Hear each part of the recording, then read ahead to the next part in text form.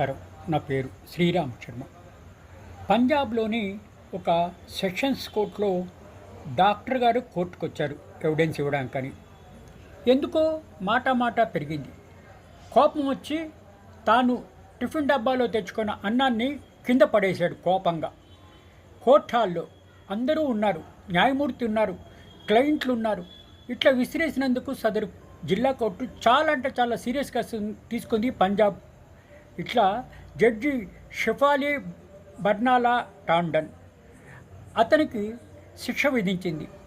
అయినా కూడా సదరు డాక్టర్ గారు క్షమాపణలు అడిగారు, రిక్వెస్ట్ చేశారు, క్షమించమన్నారు, నన్ను వదిలిపెట్టండి అన్నా కూడా సదరు సెషన్స్ జడ్జి గారు వదిలిపెట్టకుండా పొద్దున్న 10:30 నుంచి సాయంత్రం 5 గంటల వరకు అందరి ముందు నిలబడాల్సిందే, మీ అన్నం పడేశారు కాబట్టి దాన్ని తుడవాలి అని, క్లీన్ చేయాలి అని చెప్పేసి ఈ విధంగా శిక్ష విధించడం జరిగింది. ఇది సెక్షన్ 267 BNS అనుసరించి సదరు వ్యక్తి మీద ఈ విధంగా ఫైన్ విధించడం కూడా జరిగింది.